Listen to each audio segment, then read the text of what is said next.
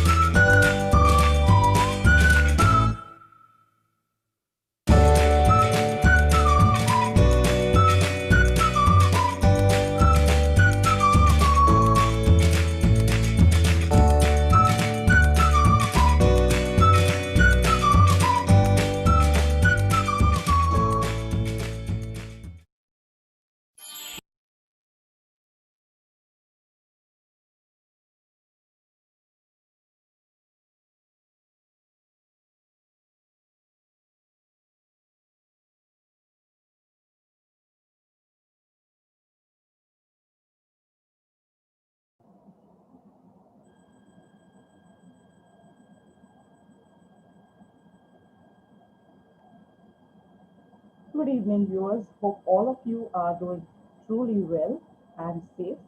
As things are looking quite positive, but yet, of course, staying safe is a prerogative that all of us have to follow. We are back as usual every evening.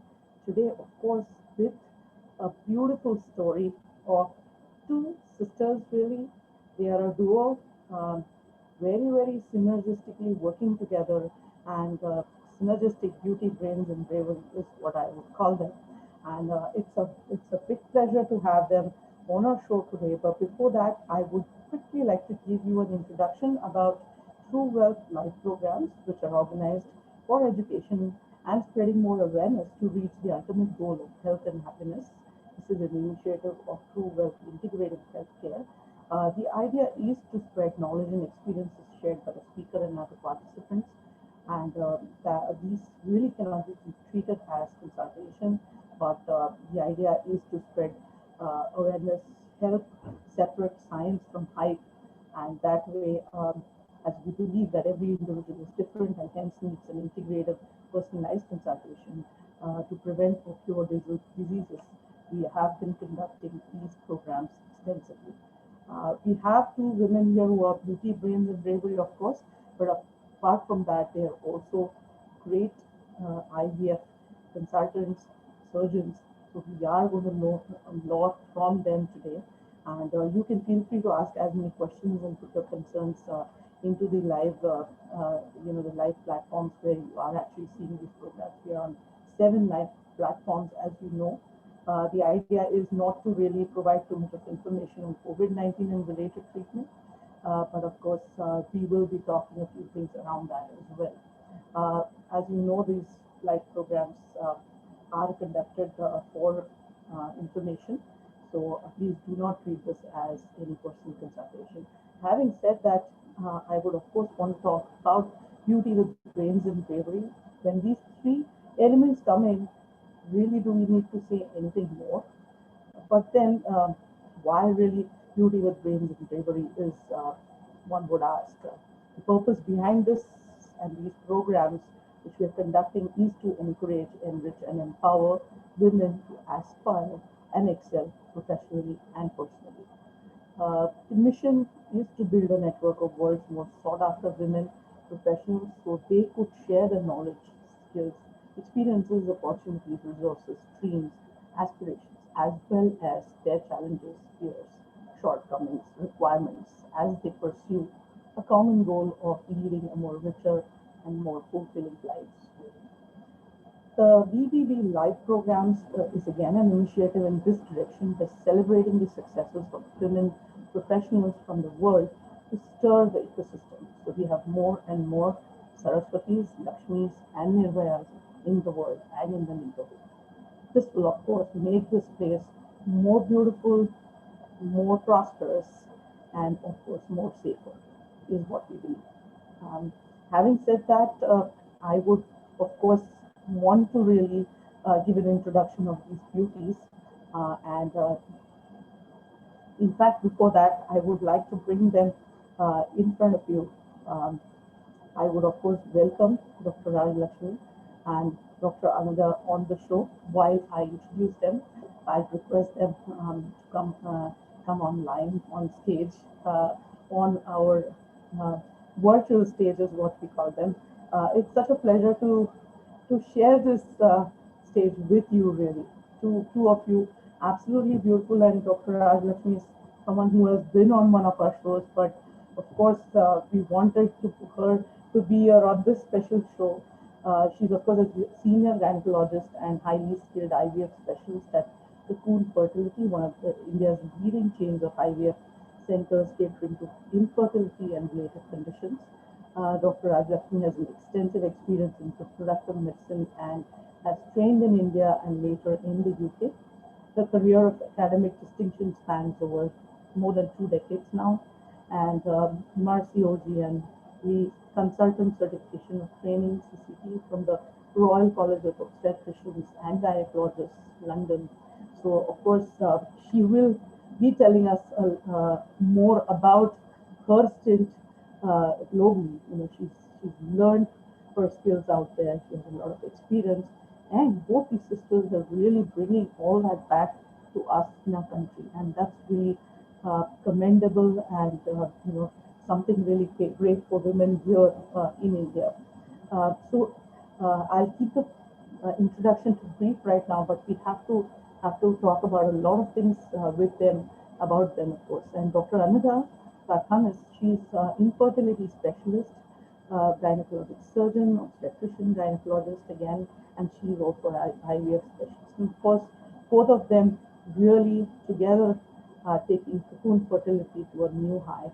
And they will, of course, share about it. Again, diploma of Royal College of Obstetricians and Gynecologists is what she has gained her skills from, and of course, coveted colleges in India.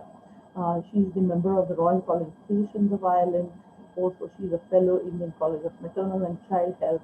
And like I said, she's of course done her MBBS and masters from here in Mumbai as well. So, having shared all that, I would really get on to talking to them because uh, and of course, if few of you want to know, I am of course Rajeshri Padgil, nutrition expert and founder of True Wealth Integrative Healthcare and the founder and CEO of RSG Energy and Nutrition and Healthcare. Having said that, beauty with brains and bravery was really, I wouldn't even call it my initiative. I think that's a thought which all of the beautiful women are taking forward. So in that light, I think both of you welcome. I think whenever you both can be together, wouldn't it be sort of a synergy wherever you go? Because that's what I think must be coming out whenever and wherever you both reach out or go to. I've seen so much of work that is published on the internet by you, and there are so many awards. Of course, I will talk about through the session. But before that, I'm going to go with the older one. But older one doesn't mean old because senior doesn't mean old. Again, Dr. Rajlakshmi,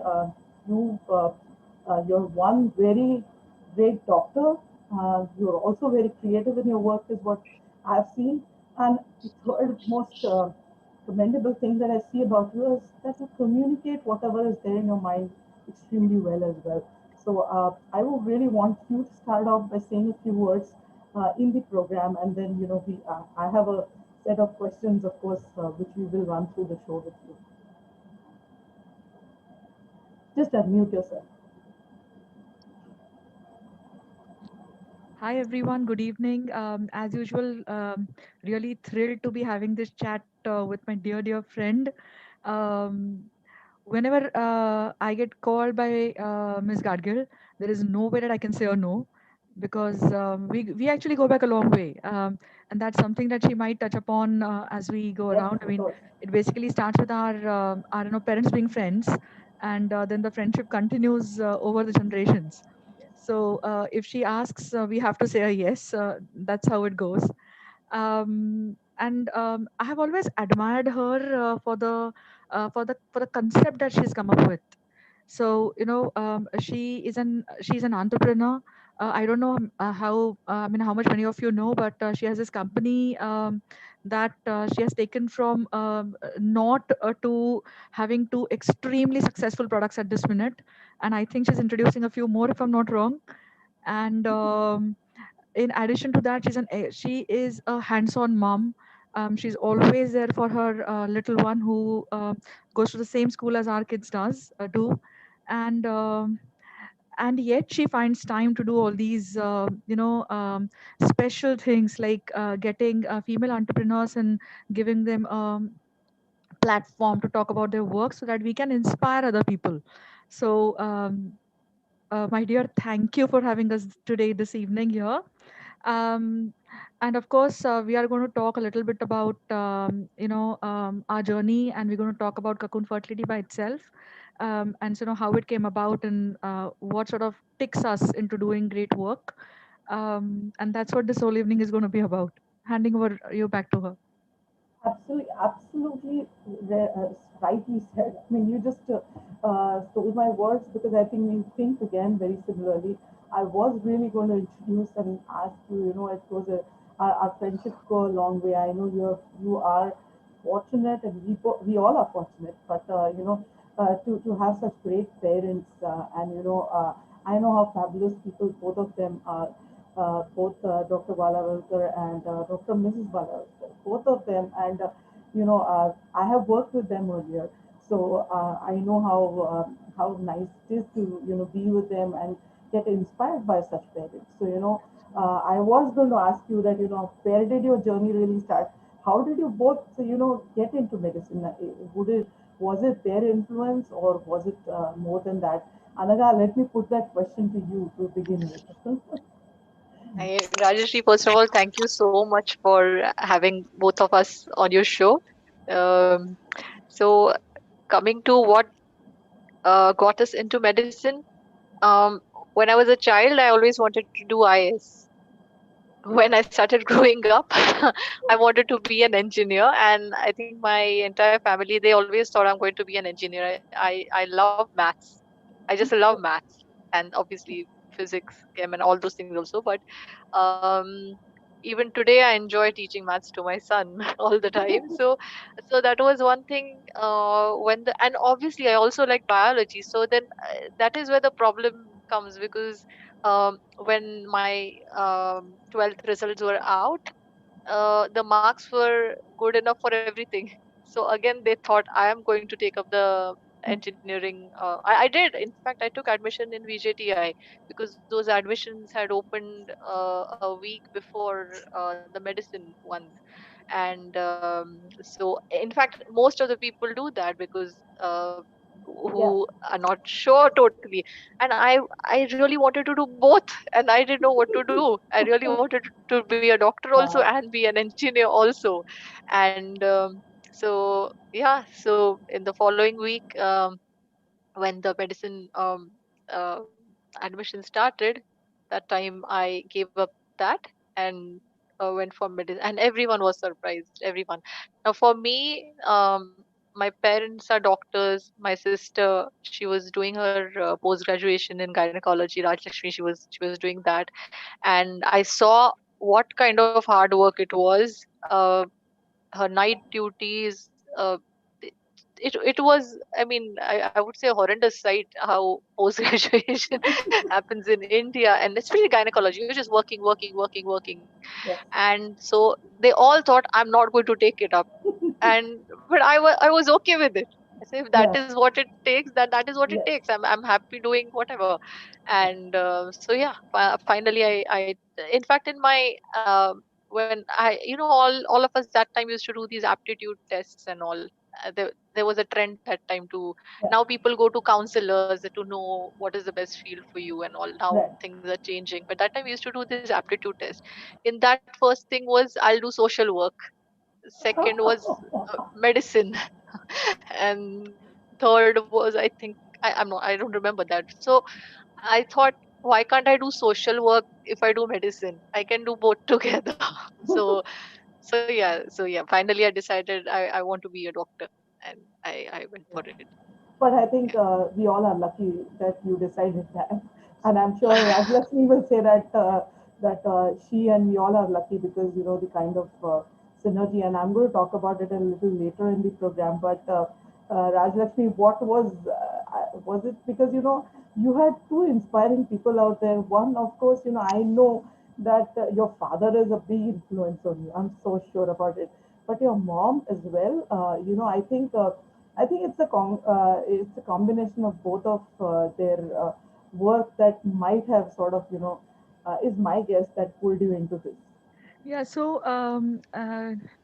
when Anaga was a baby, the family decided that we shift to the JJ Hospital campus, Yeah, so that it was easier for mom to do work as yeah, well as come home early, because if you're staying in campus, then yes, you're back home in like about 5 to 7 minutes walk, yes, instead of coming all the way back to Shivaji Park. That's where we stayed at that yeah, time. And at a very young, impressionable age, here I was staying in JJ Hospital campus.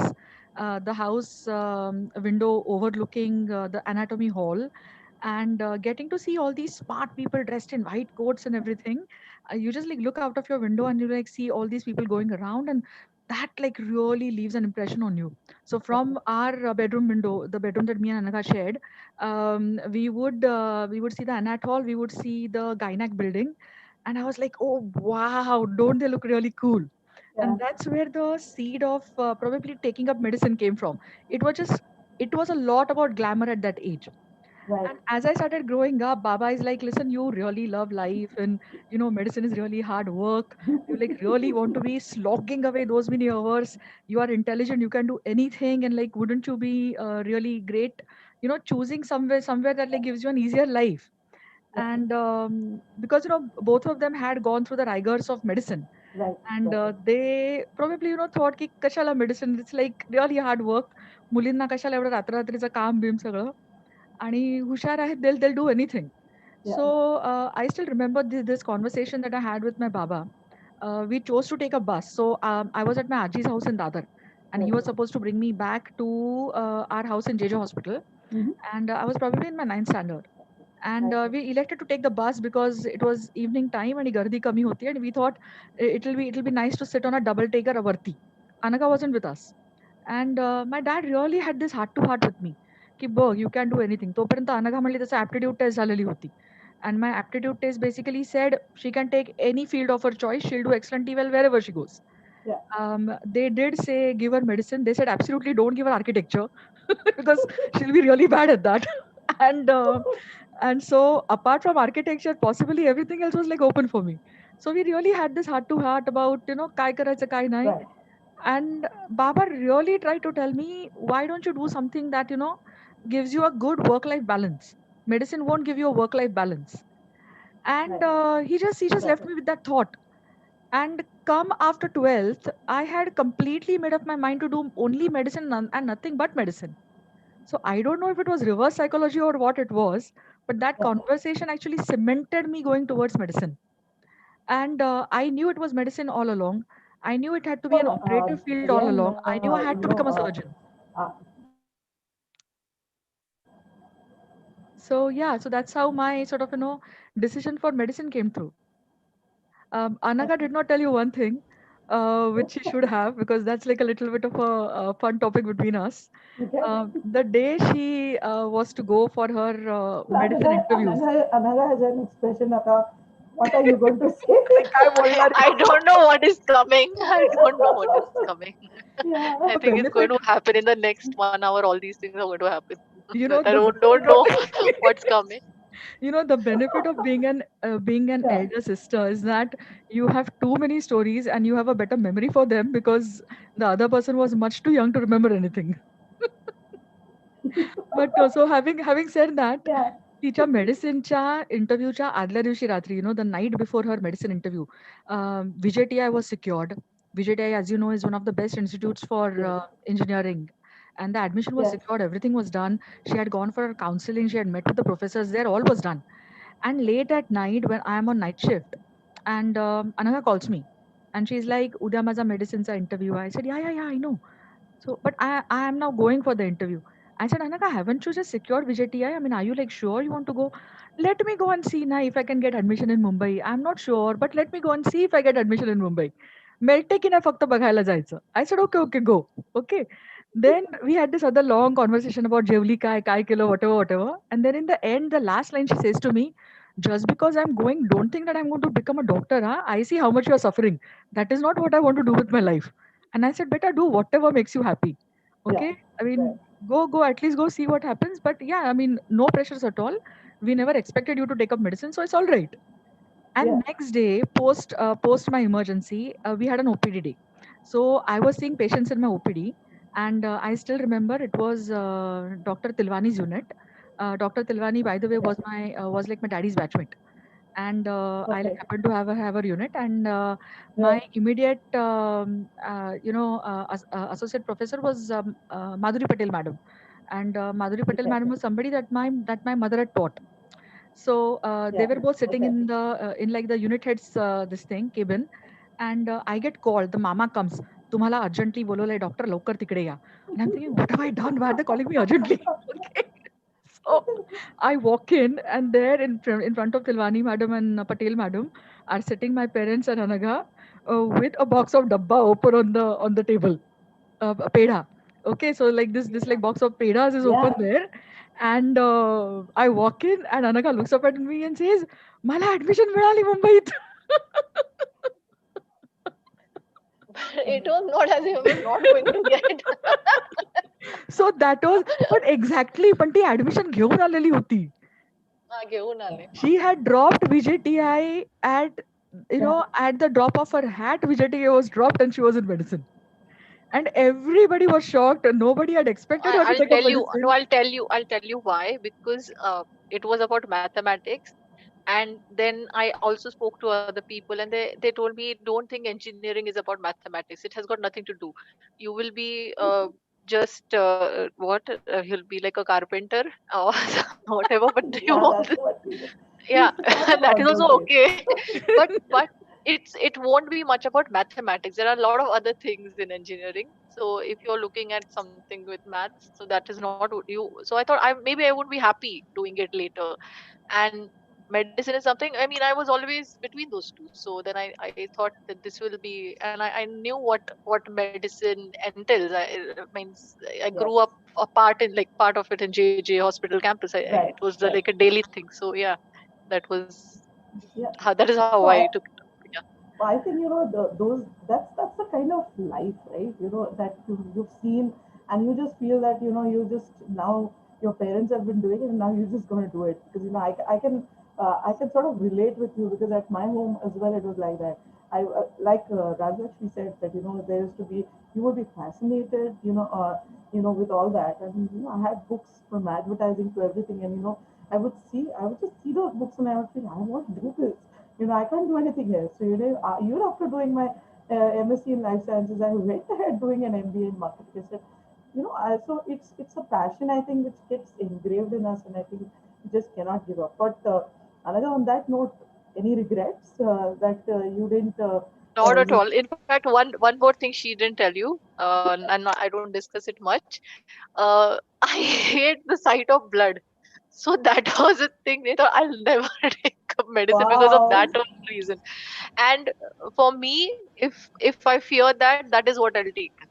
I mean, that is how I yeah, deal with everything. If I'm scared of anything, that is the first thing I'll do. So, yeah, and so gynec is, in fact, out of all branches of medicine, the maximum amount of blood you will see is in gynec. Even that I took. Yeah. No, very not for that. I interesting. took it for IVF, but yeah, it happens to have a lot of blood. So yeah, that was one thing I was really, I couldn't bear the sight of blood, and I thought, no, I have to overcome this. This can't do in life, that I can't, that I go weak with something. I can't do that. So yeah. So now, really, I mean, given the fact that you both decided to be into this, I think it's a great lesson for all of us. And obviously, you are not regretting any of those decisions because today, if you go to see, I know you both will tell me more on that, but Cocoon and Fertility Center is really something which is a reality, which is a vision of you both.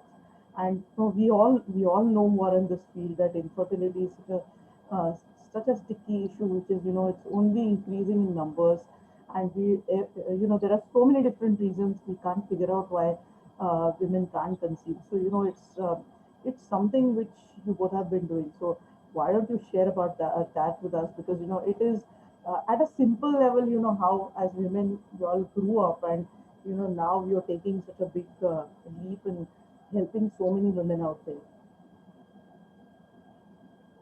Any one of you, take it. Anaka, Deepak? you want to go? Deepak, God bless me. Why don't you tell us a little bit, and then I have a couple of more questions on those lines to ask for Anna also. Okay, so basically, How exactly did you? I mean, when you came back from the UK, or was it that when you were in the UK that you were thinking that you're going to go back home and do something of this sort? see, so even when I was in the UK, I used to do a lot of work in India, may it be through International Rotary or may it be through, the Royal College itself. So whilst I was in the UK, I basically set up the RCOG India Liaison Group.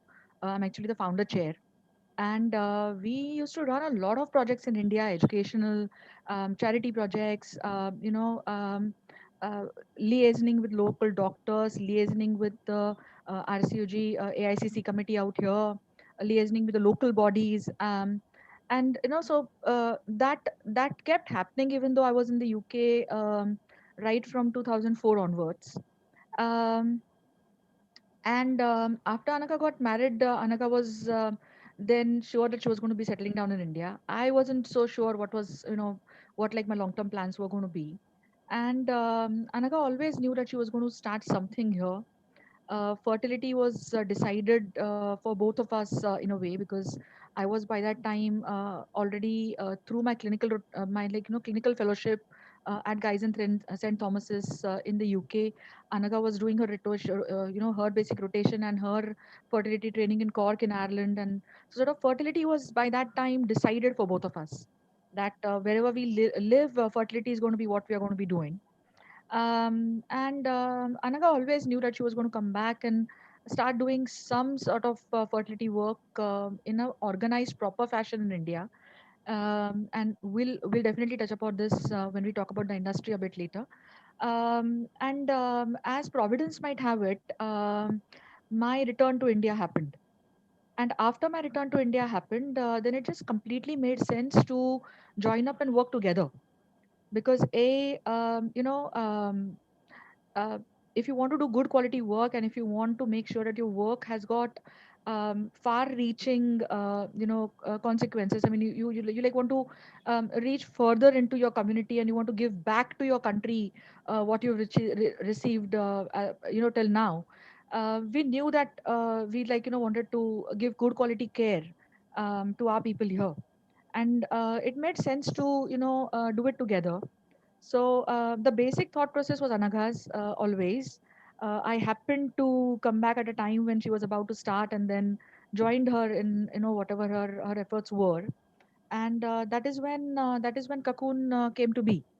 The fact was first to start a center in Thana, make sure that we've understood the system in India well, because she having come back from Ireland just maybe a few months or a year ahead of me, and me coming back from England, we needed to understand the Indian system, because I was out of the country for about 12 years, she was out of the country for about 7 8 years, and the country had changed when like we were not here. The Yeah, systems and the yeah, way things happened had changed a truly. lot. So Thana happened. Thana was our flagship, is our flagship, and I'm very proud to say that when we started the center, as Anaga said, she was like very very young at that time. She was like I think she had not turned 30 as it, or she had just turned 30, and probably the youngest doctors coming together, starting an independent center at that point. Yeah, A lot of stalwarts around, so a lot of competition. So I still remember at that point of time, only on Gokhale Road, we had probably one, two, three, four, five. We had 6 or 7 doctors practicing fertility only in a uh, uh, uh, 3 to 4 kilometer radius from us. yeah, And from that point of time, lot of hard work, and establishing us as the leaders in Thana. So that purely happened because I had probably my sister along with me. Had Okay. it been me on my own, I know the struggle would have been a lot uphill. But we're both of us there, and anybody who knows us closely will tell you that we are in a way supplementary, complementary to each other. Especially where my drawbacks lie, her strengths lie. Yeah. I won't say she has many drawbacks, and I'm not biased just because she's my younger sister, but yeah, generally. And that is where things really clicked for Cocoon. We Right. had this perfect team. So as I said, architectural things, layouts and stuff, my brain goes blank at that. Yeah. And but I know what I want, so I have this vision, I have this dream, and all I have to do is to say to Anaga, and this is exactly what we did with our Hana center. I said, Anaga, this is what I visualize it to be. This is what the best centers in England were like. This is what your center in Cork was like, and let us try and replicate that. Yeah. And Anagha, and you have visitors, seen our center, Yeah. right? Yeah. Okay, so the third floor, which is the IVF floor per se, an architect has not set foot on that floor. Yeah. It was me and Anagha just discussing what we wanted. Yeah. Anagha sitting with a huge graph paper, plotting down 1 square foot for 1 square centimeter, and Anagha coming up with that entire plan. Right. Right. And that is her. I Yeah. didn't want to do it. She just got on with it and she got it done. Yeah. So that is how the synergy works really well. Right. So yeah, so basically, that was us with our first center. And then slowly we decided that yes, we are doing a good job in Thana. Let us now try and replicate this at other places. So we went on to setting up Santa Cruz. We went on to setting up Andheri. We then went on to setting up 2 centers in Pune. We have one center working in Jalgaon at this minute. We also set up a couple of centers which were complete learning experiences. Taught us what not to do. And But yeah, we have learned and we've grown. Um, and So that is how Cocoon came about. Anaka, you want to add to that? So I, in fact, on the same line, I'm going to ask another specific question. That it was like taking a legacy forward. You might have been doing.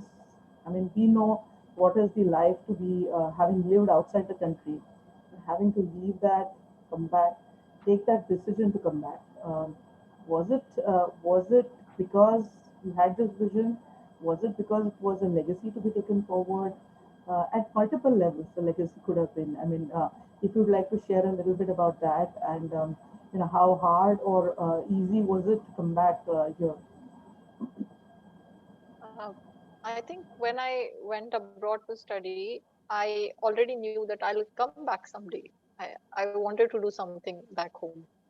That was always there. And it happened so that I got married, and that was a great reason to come back. But even after my marriage, I was still staying in. I was living in Ireland, so it was like a long. We had a long distance relationship, long distance marriage for some time. Then when I came back, at that point in time, I always anyway wanted to do IVF, and my husband's mother, Amit's mother, is also a gynecologist, so she has. It's almost now 50 years. Our hospital is there. You visited us in Thane. It's one of the oldest hospitals in Thane. It's a gynae hospital. So so the maternity and gynae base was there, but I wanted to do something different. I wanted to do IVF. So I made an offshoot of that, and we converted the third floor and part of second floor, which was a separate unit. We made Cocoon Fertility there, and that is what we do actually. So we deal. It's only getting people pregnant. That is what I wanted. That was a niche I wanted to settle in. Um, And of course, so yeah, your math also got utilized, and your engineering skills also got utilized well as no, like I you can. still do that. I still keep doing all that for all centers for many friends. So I keep doing all that. I love So does that like, also help you, in actually keeping technologically ahead? Because robotics is something that you have been the very few who started work on very early. So, do you think that that math and Yeah. engineering sort of played a big role there? Uh, mm, Actually, that time what happened? We as clinicians we deal only in clinical aspect, and there's a lab aspect, there's an embryology aspect. So it's clinical and embryology, and together when we come, the clinician will basically treat the patients, the couple, get the eggs, sperm, and then the embryologist is going to combine them and make embryos. So that is a laboratory part. So the embryologist is not directly dealing with the patients. But now I had to set up an embryology a laboratory. So what I did is I actually went back to all the books and everything, and about so there was there were no recommendations, regulations here that time, 10 years ago. So I looked at all the international regulations that were there in place, the European guidelines and all. And then it was, so like you said, the engineering and all things. Yes, it was reading about what material to use, what not to use, the piping and how it should be, Yes. and how the air purification can happen, what is the purest form, and which place, like we have a Rixie microscope where we combine the egg and sperm, we inject the sperm into the egg. So that has like class 1000, which is like the as good as the NASA area, how they keep. That is the purity. Like we shouldn't have any, they say, like volatile organic compounds floating in the air because it's harmful to the embryo. So to going and studying all that, and then setting up the lab, and then obviously we still keep doing our monthly checks and all, and we still maintain that quality even today. So yeah, so that was one thing that uh, the the love for maths, interiors, engineering, floor designs and planning, all that along with clinical, it came in handy. So that time we did that. And and now, because we have done it, we have learned also from things, we are easily able to replicate it in all other centers. And now it's only a replication. Now those teething troubles are not there which were there earlier.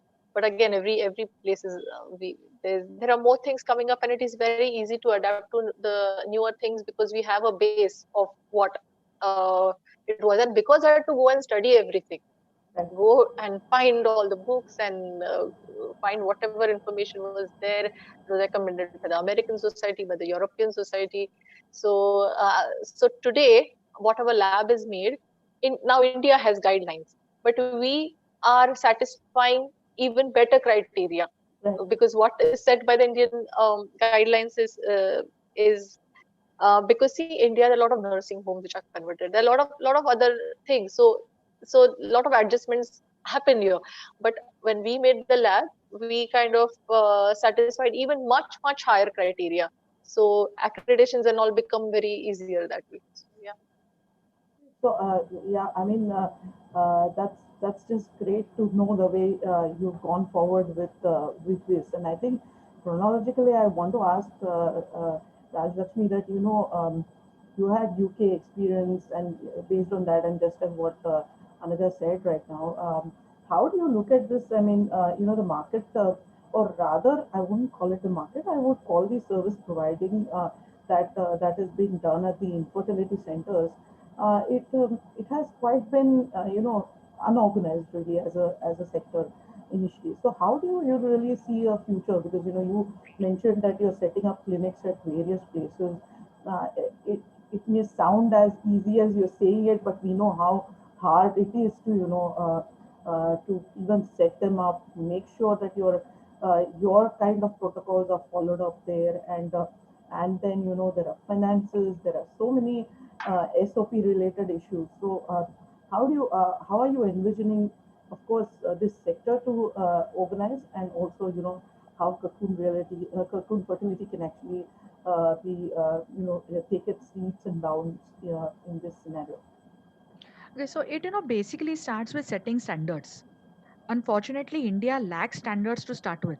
So as Anagha said, so when we started with the lab, etc., the standard for air quality wasn't there. The standard for space needed for different activities wasn't there. The standard for ideal layouts wasn't there. The safety standards weren't there. A lot of things weren't there. So it was and direct copying from the West was also not possible, because the facilities and the type of frameworks you have in the West to work with aren't really here. That was So those were the challenge with only the infrastructure part of it. yeah, Then there were challenges with manpower part of it. yeah, Getting manpower that was trained. So for example, if I sit in England and I give an ad for a fertility trained nurse, I would probably get 25, 30 CVs coming in, and I can then choose the best amongst them and get going yeah, on. yeah, But here, a nurse who specifically is trained in IVF is something which you don't get. yeah, Even if you yeah, get nurses who have worked in IVF, they wouldn't really have a training. right, So that sort of systematic approach with manpower was also lacking. So there are times when me and Anaga have actually gone to the OT. So initially when we started, we've gone to mm-hmm. the OT and we've actually taught our nurse what an IVF OT is all about.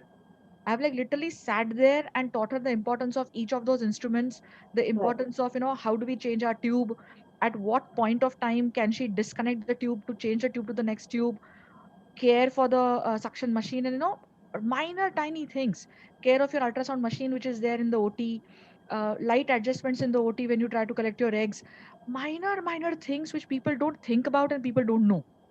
yeah, So it basically started with us having SOPs and KPIs for all these tiny things also. right, right, So a lot of my initial time went in writing SOPs, making sure that we had systems in place, making sure that we had KPIs that we were looking for. So for example, when we typically came back to India, there were hardly any clinical guidelines.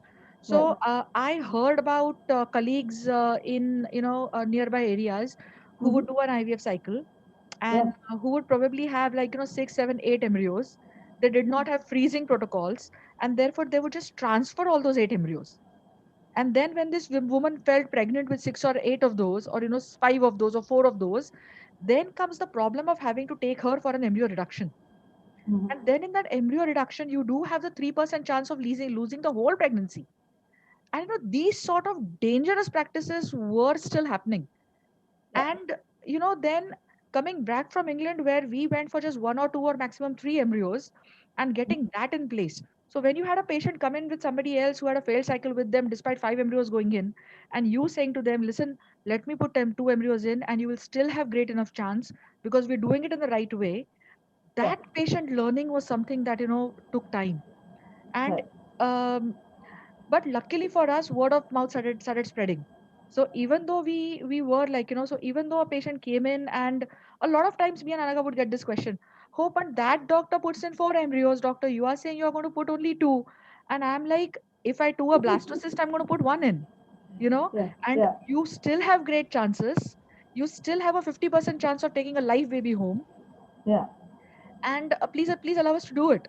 So challenging people's yeah, changing people's expectations was also a challenge at that point of time. right, Now with further communication and now with further open discussion, and now yeah, what happens is a lot of our practice is word of mouth. yeah, Okay, right, we do have direct marketing that we did for like a couple of years in between, but we've understood that our word of mouth does a lot of right, more patients coming in. And one thing that me and Anaga have stuck to is our European way of working. Our patients are always well informed. So right, we take efforts to inform every patient about why we're taking the decision that we're taking, and what are the repercussions of that decision, yeah, and taking a consent that they're happy with the decision.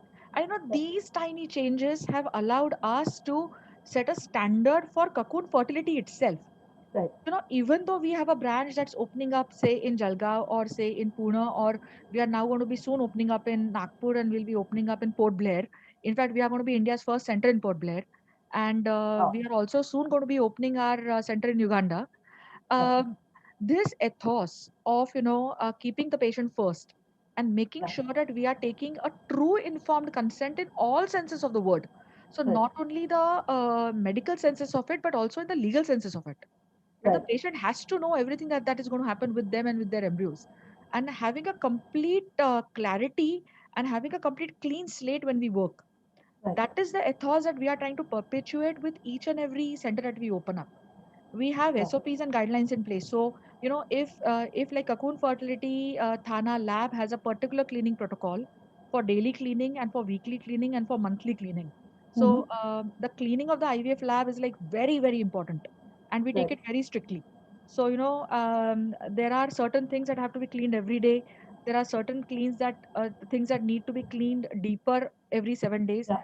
and then once a month you have a different protocol for like a deep clean and things like that. Right. So we have the same protocols being escalated in every center that we go ahead with, Mm-hmm. because at the end of the day the lab is the heart of my service. The Right. better my lab functions, the better my service is going to function. So now having those things, having standardization of equipments. So if I have, say, if I have a set of instruments that gives me a grade A quality of air by WHO GMP Right. in my at my operating surfaces in Thana, I will have the same quality of air at all my operating surfaces in any Cocoon lab, irrespective where in the world you go. Yeah. So now having those things in place and understanding that probably you are achieving over and above Mm-hmm. what the government of India wants you to achieve. So we Right. don't have a bill yet. We Yeah. don't have a bill, that has been passed by both the houses yet. Yeah. But there are guidelines that the ICMR comes with. Yeah. But knowing that I have to achieve 10 points more than what the guidelines tell me, Right. so that I'm offering the bestest possible that I can offer at any given point of time. And that is where that sort of trying to bring the industry. So now what happens is somebody comes to me, somebody gets trained. So even if it's a junior of mine who now wants to go and set up her own center, she's going Right. to take these values and she's going to take these work ethics with her, and she's going to do it in that good a way. So Right. I have had a couple of my juniors which we have facilitated to go and train in the UK, facilitated to go and train in Australia. And Right. when they come back, Mm-hmm. they are probably going to be excellent additions to the IVF industry here.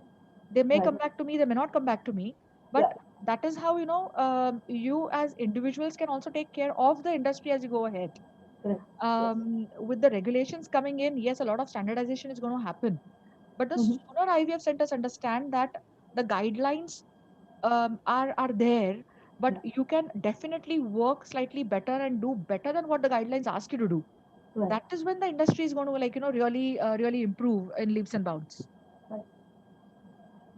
Well, that's so much of detailed input, and why this is the reason why I am actually going to now really talk about the achievements that you've had. People see, and this is what really my program also tries to bring out, is what people see as your awards. They see you on television, they see you in the newspapers, they see you getting so many awards, but see the amount of intellect, see the amount of continuous hard work in understanding SOPs, to making SOPs, to training people. It's a Herculean task.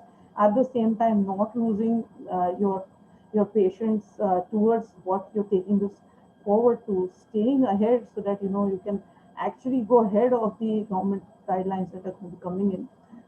This is amazing work, and I wanted to share some of these awards with the viewers.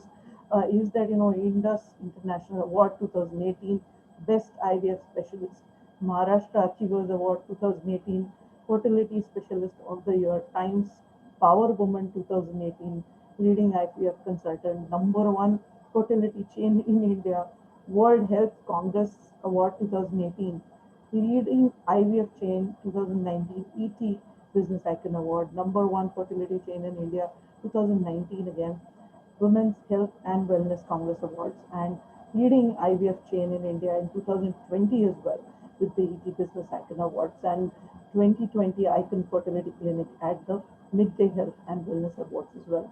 This is real achievement, and women out there really need to understand that these are women. They may again look to you that they were in the UK, she was in Ireland doing great, and what was the big deal? But you all left that and you're back here struggling with all the issues. And I can associate again with it, because having worked for about 4 or 5 years in the US and coming back is not easy.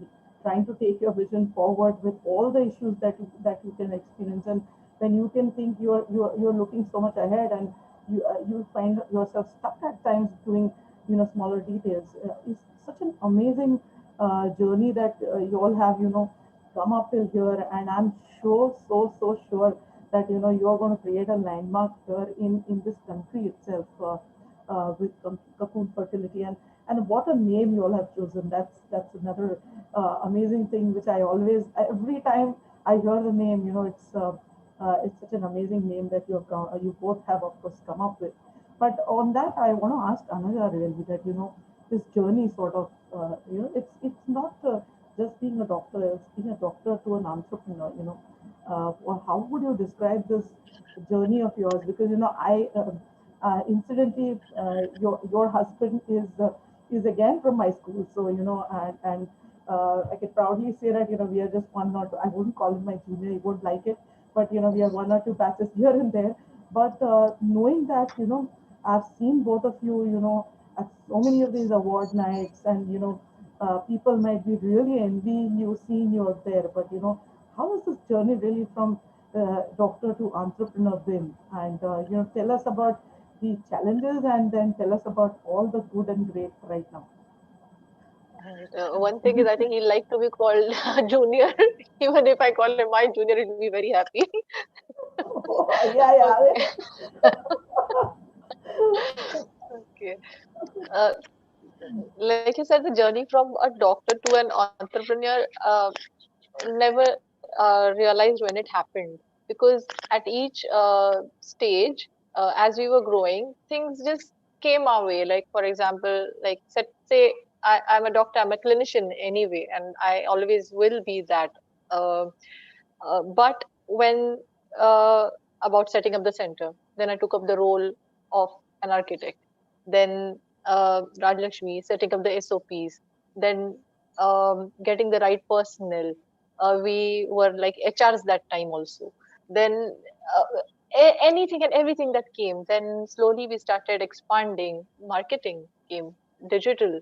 So we had to explore like different fields, and also like, so during this used to be during the day I would see patients until evening, sometimes late nights. We used to have our meetings, we used to go on till 12. And it is like, and there was no demarcation. And now I think there is a bit. It's much better now, because there's no demarcation, because you're doing talking about the same things at work, and you come home, and because your husband is very much a part of your he, of course, he's been a pillar in this, and he has been the driving force for expansion of Cocoon. As in, he's expanded his own centers, Tosha centers as well. So he was always there. So you see, you come home also, you're still discussing those things, and it is day and night. And so we never realized, but things, I mean, there were a lot of difficulties which were there. Now when I look back, but everything gets solved somehow. Like, a lot of issues come, the next moment, you've sailed through that. And one thing was, so slowly we started writing articles. We had a column, we were both columnists for Bombay Times, for the health section on fertility. And that also gave a lot of boost, because so many women used to ask us, women and men also, of course, to ask in questions, and this we would answer them, and we saw that it is we I it actually is a have it is them, a and I actually have them out here on the tech here, sharing those columns here, which you both have been writing, and extensive amount of again sharing that both of you have been doing. So it's such a proud feeling to see you both out there, so yeah, go on. I'm sorry thank to. you. Thanks. So when we started, first we started with the Thane Center. It had established about 3 or 4 years, and that is when we decided to start going beyond Thane, go to Bombay, and then Pune, and beyond. We're coming soon in, as Rajalakshmi mentioned, in Africa as well. So now after we had our own centers in Bombay, then we started exploring, like, because by then we were very well known, and our practice, and the standards, and the good service that we were giving to patients. So franchisees came up, and that is then we thought, yeah, that was again a very good way, and of going further, and expanding, and Cocoon's um, centers across the country. So then you see that role came up. So Yes. it Yeah. just started one thing came, and we just adapted to that and sailed Yeah. through. So we never realized what is coming, how things are happening, but that is it. Well, again, simple as it sounds, and how was it to be in the limelight? Because you're not a person who's as Rajlakshmi said earlier to me that you're one amongst them who doesn't want to talk too much. You're quite shy enough. How does it feel to be in all this limelight and being In awarded with this? limelight, in Yes. limelight, it feels very awkward, Well, very we don't awkward. think so. We don't think so at all. When we see your photographs, so Yeah, the I know. photograph. So you take my still photograph now also. I have to look where I'm smiling. Of course, no, Yeah, it's not. See, like she said, yes, I am a shy person. I'm an introvert, and yes, those things are.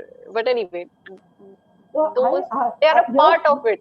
here's my analysis. It's not really a part of being introverted. It's about your personality, and just that Rajlakshmi is the older one, a bit more But I outspoken, think but elder siblings are extroverts. But I'm not saying she goes and she but enjoys taking the you awards. just But like you just like to do things. You're modest enough to not talk too much about it, but keep doing it. So it's amazing again. But another aspect of this which I normally like to cover, and I especially want to ask Raj Lakshmi this question: that how do you juggle your motherhood with this? Because you are getting so many women to become mothers, but we as mothers, and through all this that you've set up, how can you even juggle that? How are you able to do it? Because a lot of women, as you've seen, and I want to take this forward, and I know I want your support on it as well, that so many women just quit their careers. So much of talent is sitting at home just because they are not able to balance.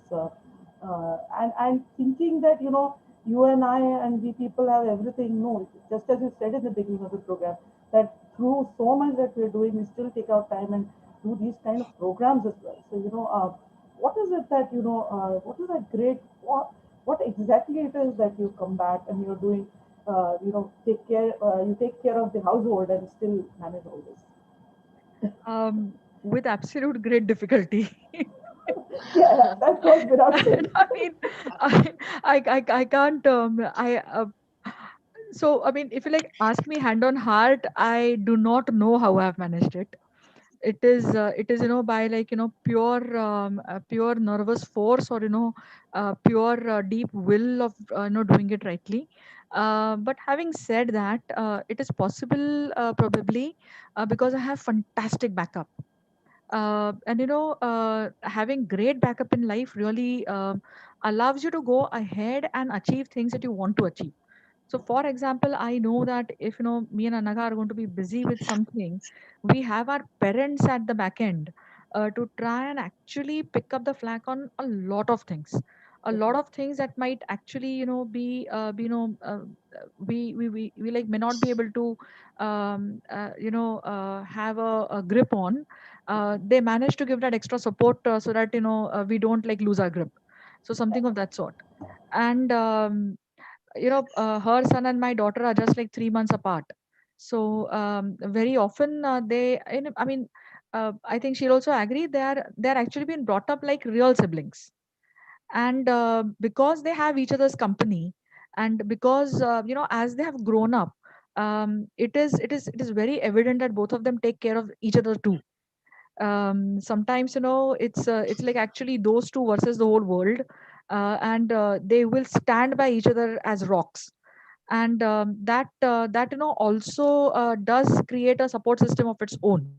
So very often, uh, for example, like they have a submission to do or something, and then both of them would sit down together and do it. But if you put them separately, they may not want to do it. So all those things do add up. But I think what me and Anaga always did from day one was to make sure that we did give them time as mothers. So it might be just 1 hour in the day where everything else stopped and we were there for them. And it is not the quantity of time that you give them, but it's the quality of time that you give your kids, that I think really you know um, uh, keeps that parent child bond going. And knowing that, yes, because they don't get us as much as some other kids might get their mothers. Yes, they will be given a little bit of extra pampering at times. But That, knowing that when time comes, mom is going to be as strict as any other mom, or probably stricter when it like comes to getting things done.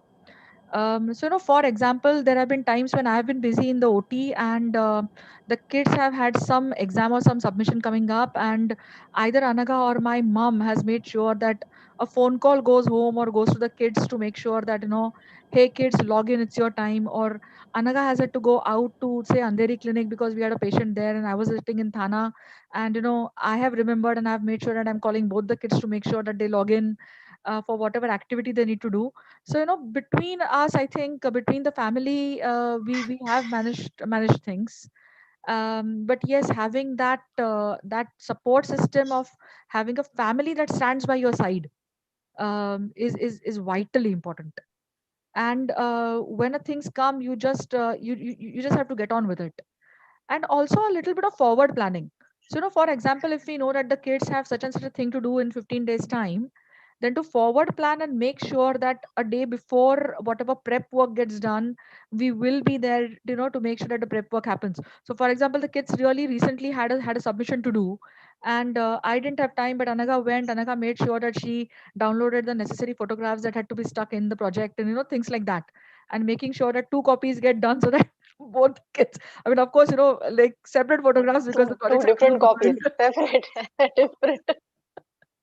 But then, things like that. No, luckily they are the same age, so they have the same exams, same everything. So yeah. That is how you just sort of, forward But plan. family support has been there. Absolutely, absolutely. I mean, we have achieved what we have achieved because the family stood by us really strongly. well, I want to say something, and I know this these stories, even though you haven't told me, because I still remember Rajashri when you both were not around there, and I think Anaga was just about to be back, and I think she came first, and then you Yes. followed. Yeah, so Dad used to come visiting my dad, and they both used to, obviously they were like visionaries. My dad is of course no more, but your dad, and they would be thinking beyond generations, and how, and they loved nutraceuticals, and they loved nutrition. They were people who wanted to reduce disease burden, and they were such firm believers.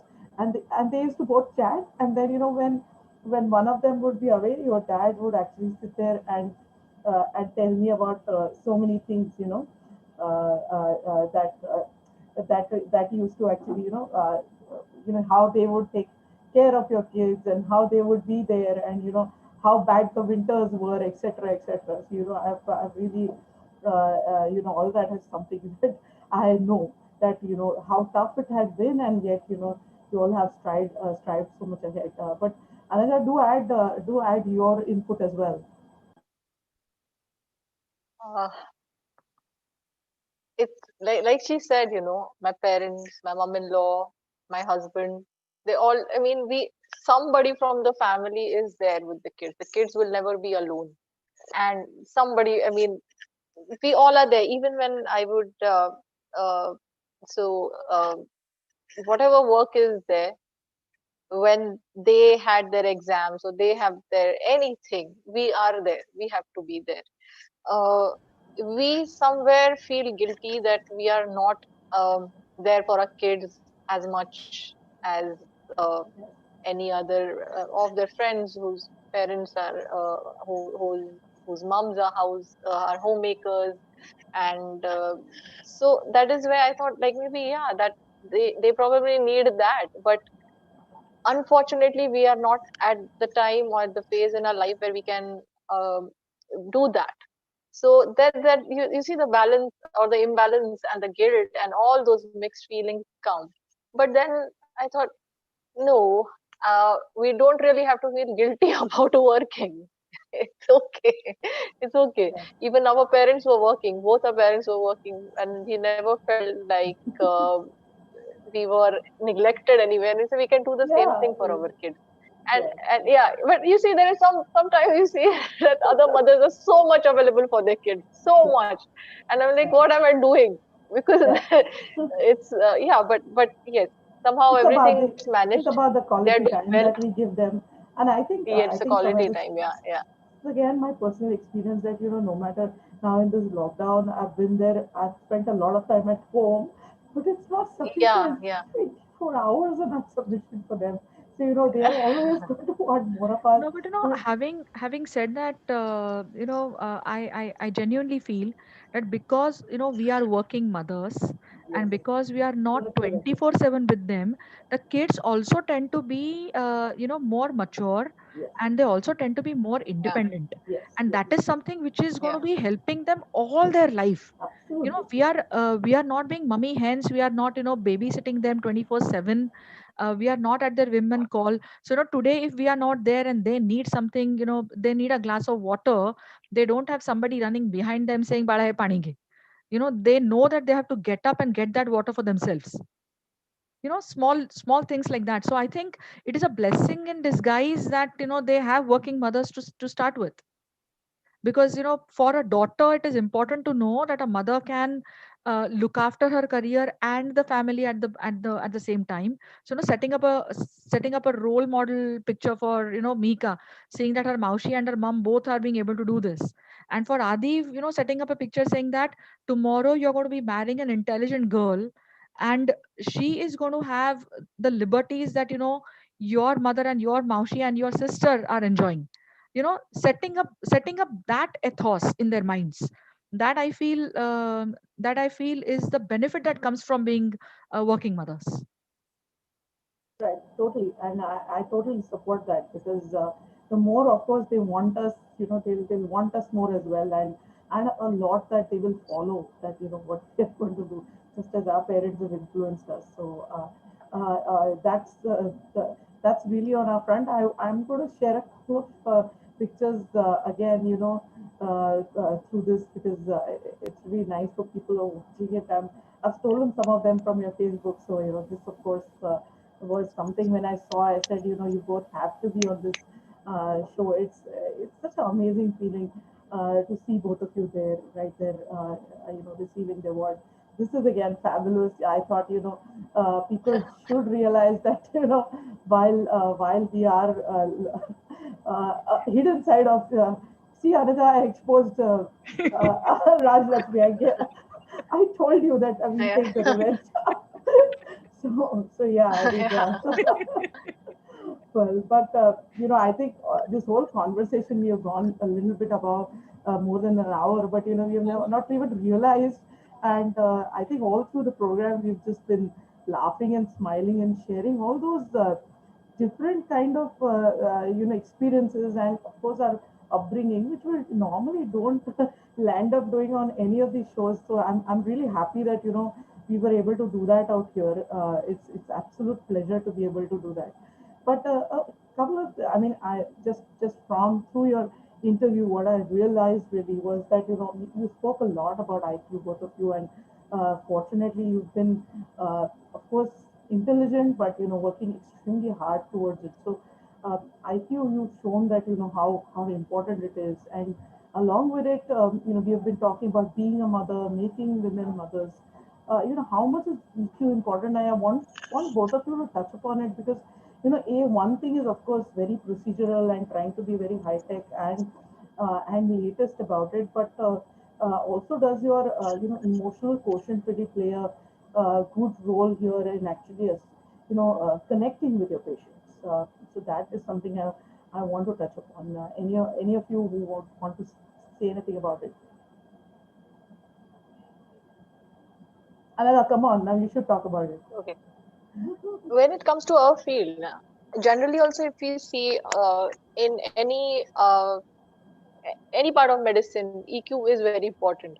But when it especially comes to IVF or infertility, there's so much taboo attached to it. There's so much of say secrecy. People don't tell this to anyone. This is the first time ever they are talking about their sexual lives or anything, all those problems in front of a doctor. It's the first time they are opening up. So much emotions are involved. Then again, they go through. I mean, they are. You see, there is no per se evident disease sitting there. Like they are not coming with appendicitis and I have to take out the appendix, or they are not coming with a gallbladder stone.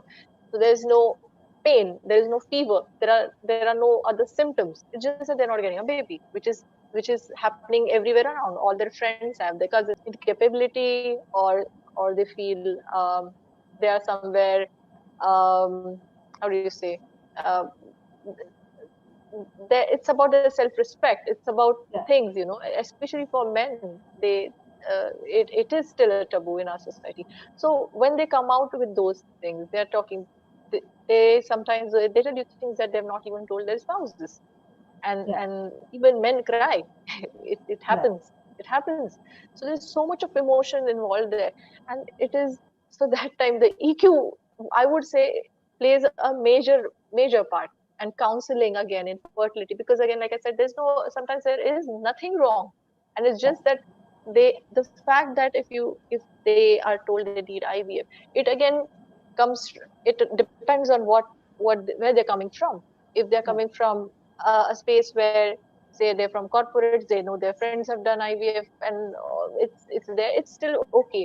But suppose they're coming from a background where it Mm-hmm. is seen as medicalization of getting pregnant, then the way they take it is very different. They need a lot of counseling, and Right. I would say everyone needs a lot of counseling. And the thing is, every month when a woman gets a period, it's like, that's a time where she gets really low because she's Yes. not gotten Yes. pregnant. Yes. And so and for to know whether or not you have to wait for 15 days. So it's a lot of anxiety is involved. So even after we do an embryo transfer, that is transferring the baby inside, or any fertility treatment, you wait for 15 more days to check your pregnancy test. And that is when they think any small thing they do might hamper their chances. So a lot of emotional turmoils and ups and downs happen in a family. Everyone is adjusting. So we play a major part there, because we Right. are their first point of contact, their first time opening up to somebody. And also, we so we almost always even recommend other counseling, because we being clinicians, we are also dealing Right. with that aspect. And Right. then they also need a independent support who has got so no conflict of interest clinically or otherwise. So they that is one thing we recommend. So yeah, Right. EQ is, I would say, the topmost requirement position here in It is also about being tuned to the non-verbal communication that comes across the table. Correct. It is, Absolutely. a lot of time people do not vocalize a lot of things, Yes. but picking up on the non-verbal cues and getting them to get comfortable so that they can start verbalizing what they want and what they Yes. don't want. Yes. And we do also play an important role sometimes as marriage counselors. Yes. People come in for fertility, but there are deeper issues running down there that also need to be touched upon, Yes. because at the end of the day our responsibility also lies with the unborn child. Right. Bringing an unborn child in an unstable situation is not something which is going to be benefiting anybody. Right. And it is only when you have your EQ hat on all the time Yeah. that you can become an effective consultant Right. and give an happy outcome.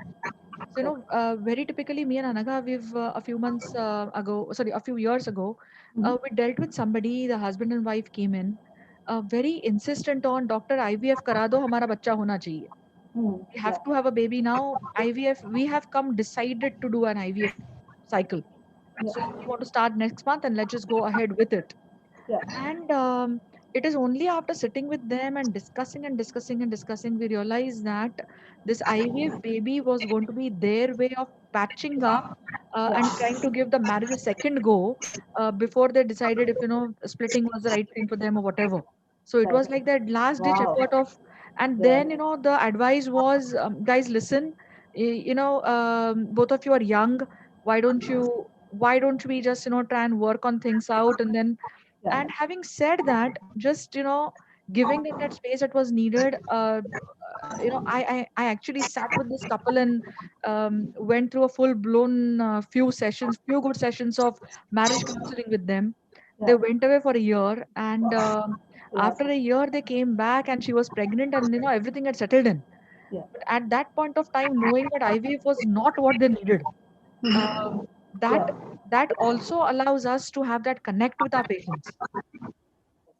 So yeah, EQ is vitally important. Yes. I'm glad I brought this point up, though, we are over an hour because, I really thought that this is, because, of course, I've also been working with a lot of women patients who are suffering with this infertility issue at various levels. And we know how it is difficult. What they really are expecting out of us is the counseling and giving them the support, and only then will the nutrition, lifestyle, etc., everything that would work. So it's extremely important to have a good IQ. Give me a chance to share a few photographs and just a couple of questions, and then we'll conclude today's session. I honestly don't want it to end, but because it's such an amazing dialogue that we are having right now. Some of your old pictures together, you look so pretty, both of you. This is again another award which I mentioned. I couldn't but not have your dad out here in this photograph, and so many celebrities around you. But yeah, I mean, here he's the celebrity really. I can't see anyone else out there. But so you've been amongst. I want to show. I want viewers out here to see that it is about believing in yourself, working hard.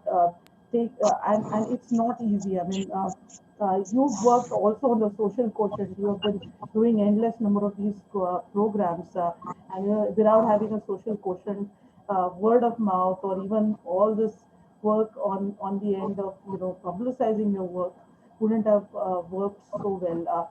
I don't know. This is one of the last questions that I want any of you can or both of you can take it up. Is how important it is, because I think this is another thing clinicians shy away from, is that and anything that's put out there as a communication, people think it's promotion. So I myself don't agree with it, being having worked in the mecca of advertising, and we know how realistic advertising can be. What do you both think? And how has this whole uh, uh, communication, I wouldn't, branding and communication really helped you? I won't call it promotion, because you're not trying to promote anything here, and even if we are trying to promote the right services that can reach to many and every woman out there. So how has that helped you in taking your work forward, really? Okay, so why is social communication important, especially for our field? That is what we need to take a look at first.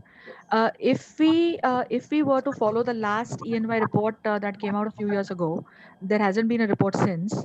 Yeah. India has got 27.5 million infertile couples. Yes. Okay, Okay. of which only 1% access treatment. Mm-hmm. Okay, so which means 99% of those infertile couples Yeah. are actually not even vocalizing about it Right. at that point of time. Yeah. So 1% of them are, 10% of them are accessing treatment, and Mm-hmm. 1% of them are actually taking indicated treatment. That Yeah. is what the report said. So if you have 90% of your population not talking about it, you see the amount of amount of wrong information that might be perpetuating, amount of myths that people might be living with, Yeah. amount of wrong data, or access to improper treatments Yeah. that might be happening. And that is the biggest worry, and that is the reason why fields like mine, or for that matter yours, need to be talked about. So Yeah. even with your field, people feel दोन वेळचं जेवलं म्हणजे जेवण झालं, nutrition completed आहे. But Yes. that's not the thing. Yeah. Yeah. Your like 2 times of food does not give you the full type of nutrition that No. needs to be there. you might be deficient in magnesium, and that might create havoc with your life, yeah, which they're not going to understand until they come and have a chat with you. correct. you Yes, know yeah, so when you talk about having all those online consultations, or making sure that people understand what like nutrition is about, yeah, that is the same thing that happens with my field. yes, People need to understand when do they label themselves as infertile. So yeah, you have communities in this country where you get married today, and yeah, a month later, or maybe 15, 20 days later, you get a period, yeah, and oh my god, she didn't fall pregnant, there has to be a problem with her. And yeah, that's the problem. And then there are the extremes where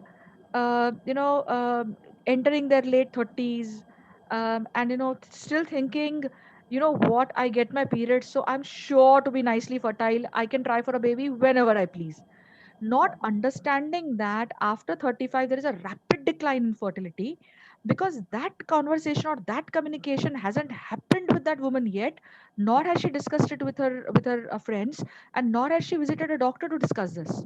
yeah, And at the same time not even realize that Asian women drop their fertility at an average 5 to 7 years earlier than Western women. yes, And that is the problem. So therefore, yes, when we speak, people feel that we are like, in people's face, we are like always there, but somebody has to speak. yeah, This is also a part of women's empowerment. yeah, If we don't tell her where she starts with her fertility potential, and if we do not allow her to talk about her own fertility rights, she's going to be at a point where she would have had a depletion of her ovarian reserve, her eggs would be over, yeah, and then we yeah, wouldn't have time, we yes, will not be able to turn back time. yes, And therefore I feel SQ is something that all of us actively need to work on. yes, It might be conversations like what you have at different times. It might be an article that me or Anaga writes somewhere, or it might be an interview that we give somewhere, or maybe a TV program. But this communication has to come into the rotation very regularly. Fields like fertility, fields like nutrition. I mean, the mere fact that you do these programs, Rajeshri, it's absolutely fantastic. yeah, People at least hear something about health and nutrition, and about you might not have diabetes today, you might be pre-diabetic, yes, yes, but that also creates havoc with all of your systems in your body. yeah, And when you sit in your forum and you talk about that, yeah, that is a strong statement that the community needs to hear. yes, When I say, girls, okay, you are not in a position to have a baby yet, but your yeah, fertility is important, we could freeze your eggs. That's yes, an important yes, communication that has yes, to go out. yes, And yes, in today's day and age, I don't think SQ is something that the society can live without. That's like my completely honest opinion about it. Uh, I can't agree more about, yeah, I sit here and do all these programs relentlessly.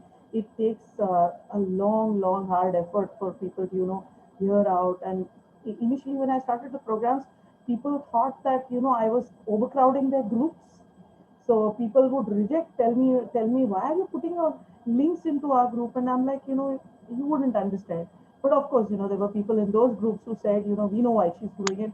So stop, stop doing what you are. But it took a while for people to understand that we are trying to create an education, and that's why I wanted to bring that point up, because if people see your intensity, the way you were talking about the earnest interest that we have in our patients and women out there to be fertile, give birth, stay healthy, how much we think about it from our brain, heart, soul, whatever you call it, and they really need to understand that. And we are not out here hanging out with celebrities and being on the stage getting awards because we are out here to promote ourselves, but we are out here to promote our work, which actually can benefit them. So I honestly wanted to bring that point out. And Rajlakshmi, you've done more than justice to while you said that. I'm so happy that you stressed on all those points. And we women really need to do this. And another, you hats off to you, because you don't talk about it so strongly, but in actions you've been doing so many things, and it's such a pleasure. I would want you to say a couple of things at least, even if I know you don't want to advertise or promote it, but if you want to say a couple of things out there, and we will come towards an end of this program. sorry, Rajesh was saying, I completely agree. Like there was some we had an awareness program on egg freezing. It is such an important thing because so Yeah. many women now get married in their mid 30s at 35 and all, Mm. and then after they settle after a year or two, and then they Yeah. start planning for a baby, they've already reached a point where we may have no eggs. And Yeah. the Yeah. problem is, even if you're super educated, you Yeah. don't know there is something in this world called egg freezing. That means Yes. you can actually store your own eggs Yeah. earlier when Yes. you're more fertile in your early 30s, Yeah. and use them anytime later. Yeah. Now, but we see a, like Raj Lakshmi was saying, that we see a lot of difference in the last 10 years when we started and now in 2020. People were like, one person, I mean, that is the, not even that, very few people actually knew anything about fertility. It was always a woman's issue. Yeah. Now men come forward. They say, no, Yeah. test me first. Oh, you would like to test me as well, I Yes. understand. Yes. It's Yeah. changed. Yeah. It's Yeah. so Really. much, there's so much difference. And Yeah. it would not have happened without awareness. Yes. Us and Absolutely. other people who have done this, I mean, talked about this, done fertility camps, programs, education online, like what you are doing. And even if we reach out to one more woman who understands that she can actually save her fertility, that's great. Yes. That's great. Yes. So Absolutely. yeah, especially like we were saying, there is a lot of stigmas and taboos around this subject so much, because it directly relates to um, a person's relationship. Yes. It's like Yes. in of a couple's relationship with each other, so they don't talk about this. So opening up, coming to the doctor at the right time, this wouldn't happen without awareness programs and everything. So yeah, so and it is and, and important. and you rightly said open up, because one of these programs that I have been running on PCOS continuously on my channel as well. First thing we talk about opening up, because women and men both don't come up and talk about these issues, and women don't come up and talk about their issues. They're still, I mean, educated women like us don't do it. So I think Yeah, yeah, we yeah, honestly need to do lot amount of work more out here, and I'm yeah, sure yeah. we will be doing more programs on these lines. But I'm going to share a couple of picks, and I'm going to ask you to end the program really with a few takeaways from your end. I did show these, but I again wanted to sort of showcase your teamwork that's there, and being business icons from just we all have grown up from these modest backgrounds, really, isn't it? I mean, very few people will realize that you very easily said that we went and settled into JJ campus, but those were the days when medicine was, nothing was as flashy, right? Our lives were so simple, and from there we have traversed. All three of us on those lines, we've traveled the entire world. It's so much nice, and you talked about Rajman Lakshmi. You talked about how many gynecologists were there on Gokhale Road as a street. I mean, we have globe trotted, and we are talking about Gokhale Road, which is like we are neighbors, and it's so amazing a feeling that we are here online and going to almost reach globally to so many people. And we are trying to make an attempt, going through 7 channels, going through LinkedIn and so many different platforms like Twitter and Amazon, along with of course YouTube and Facebook. It's a relentless effort which you've started. It's just going to keep on, and we have to keep doing it for the women. And I'm glad you all have joined hands. And like you said, when I ask you, you don't say a no is very modest, because to take out so much of time in these times is also not easy. And it's been a sheer pleasure that you both came on our show. And I hope that our program sort of reaches to more number of people, and more number of people know about the work you're doing, and the way you're relentlessly doing it from the bottom of your heart, and putting all your mind and grit and effort to it, really. So I want to thank the viewers for coming down and always encouraging us. We have had, I think, in the last 10 months, we've probably reached 10 lakh plus people through our channel, and the Rent is 100 plus programs. But we are going to keep doing that. But thanks viewers for coming down and encouraging us all the time. But both of you put your last thoughts, because I always talk about IQ, EQ, and social quotient and adversity quotient. So any of that you feel important, or any of the takeaways you want to give to women out there, as in terms of course, becoming mothers, and also how they could sort of take their lives forward like you have. Any of you can start. I'm not going to give it you. Okay, Anaga, you go ahead, because Rajlakshmi, I'm sure, will have more points to, put together. No, no, let her go first. No, you're going first. We have decided. Yes, she's going first. No, I think I think we are now in 2020. So actually, we don't even need to tell women what to do. There's so much change in social media and internet and all these. Everyone is now aware of everything already. There's so much change that has happened in the way people. Not I'm not talking about fertility point of view, but other things. People have opened up. They've reached another a different level. I mean, you can actually see globalization now. If this fertility shouldn't remain behind, the knowledge about fertility and taking decisions about your own fertility. So that is something that they should um, um, give a priority to, because that is something that even whatever time you have, you can, other things can stop, but fertility is going to finish, is going to end. So taking the right decision at the right time is something that and they have to be aware of that, and only then um, they can take the decision whether to have a baby early or to freeze their embryos so that they can use it later. But just for the sake of having babies, I think a person shouldn't get married. Means, of course, you have to get married to have babies, but you that shouldn't be the reason. So if you when you're fertile, I think then freezing your own eggs or even sperm for different reasons, or when you get married, freezing your embryos, so that you can actually for some time concentrate on your careers, your education, your promotions, settling, getting a new house, uh, settling down to the way you want, and then get the baby. But then that can happen only if they're aware about what fertility is and how and at what age it, like Rajvi just said, what picture we used to see at an age of 35 for a Caucasian woman, we see that at 30. Means the fertility starts dropping in Indian women at 30, and not like what textbooks which are made with all international textbooks which talk of 35, because they are mostly talking about those countries. Those are the writers, Yes, which yes, books you refer yes. to, but it's completely different when it comes to Right, Asia and in right, India. So yes, so that is one thing people should understand and then take right. decisions accordingly.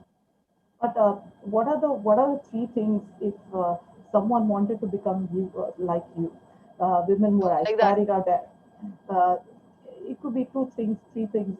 What do you think are the secrets, or that people should follow, an algorithm women can follow? Secret is, I think, first of all, if you have a dream that this is what you want to do, then just keep it and perseverance. It will happen. It will happen if you really are strongly really looking to achieve it, and it will happen. It will definitely happen. Then how it happens, that God knows. But because your all efforts go towards it in some way, because you really want it, and things fall in place. Yeah, it is. It is really said that that the universe sort of is with you when you relentlessly working towards Of something of that sort. course. So Rajlakshmi, your takeaways. My tuppence worth to end it. So basically, you asked about three things, and I'll try and be to the point and just say three things. Uh, No, I don't want you to be to the point. I want you to just those three pointers are only for Annaga. You can go ahead. no, but they might be a good way of I think summarizing what I have to say. Yes, So the yes, first thing is, if you have a dream, know that you can achieve it only after you've taken the first step. So point one is, don't be scared to take your first step. As my Baba always keeps telling me, the sky is not going to fall. Worst case scenario, you gave it a try, it did not succeed. But at least that satisfaction that you gave it a try will remain. And at the end of the day, when you're like really old and looking back at things, live a life where you would have no regrets. Live a life of no regrets. So, we wanted to give Cocoon a try. We poured our hearts into it, and we gave it our best shot. So, things that Anaka didn't tell you, there are times when we have had WhatsApp communications with each other at 2:30 in the night, because we have like thought of something, and I don't want to forget this by tomorrow morning, and I have to tell this to her now. And either like she's left a message or I have left a message. So, give it your all. That's my second point. So don't forget to take the first step. Give it your all. If you've given it your all, then you have given it the best that you could have given it, and leave everything else to God. This is where, as Hindus, probably the Bhagavad Gita comes to rescue. Give it your best, and then just leave it to God. Don't let keep dwelling on it. If it's a success, don't let the success go to your head. If it's a failure, do not take the failure to your heart, because it was just one thing that did not work. you know it didn't work with this method that you tried. It might work with the next method that you try. So as Einstein very very clearly said, I have not failed 1,000 times, I have invented 1,000 things that did not work. you know that's like my point three. And sorry, and that was my point two, and my point Yeah. three would be, make sure that you take your team with you. It is very rarely that a single person will be able to Yeah. achieve great things, Right. but when you work together as a family, it is more likely that you will achieve your goals, because everybody is going to have strengths that are going to be of Absolutely. your help, and you would have strengths that you could lend to them, to make whatever you're doing a success. So that's like my tuppence worth towards what I think we could do. Again, like in the beginning of the program, when I started with my first question, you had all the words that I was going to say. Towards the end, this is exactly what I was going to say about both of you, and you absolutely said that the synergies really, the strength synergies. Though you have your individual strengths, you putting the synergies together is really the I feel the success of you both really, and I can't but again say that I'm so proud of what you both have achieved, and it's like I just feel like a soul sister being sitting here with you. So it's just an amazing feeling, and having known you for two generations is. I just want to mention this, but few months ago we did a program with Charutta and Julie Manke, who were Dr. Manke's daughters, and I had the same feeling. Of course, both their father, our fathers, had not, we had not sort of met them so often as our fathers have, and you all have not been so lucky meeting my father as well. Oh, But I have, we I have, have, you have, I yeah. have. Yeah. So but having known so much about them from each other itself, that we have learned so much, and I've learned so much about you from your father as well.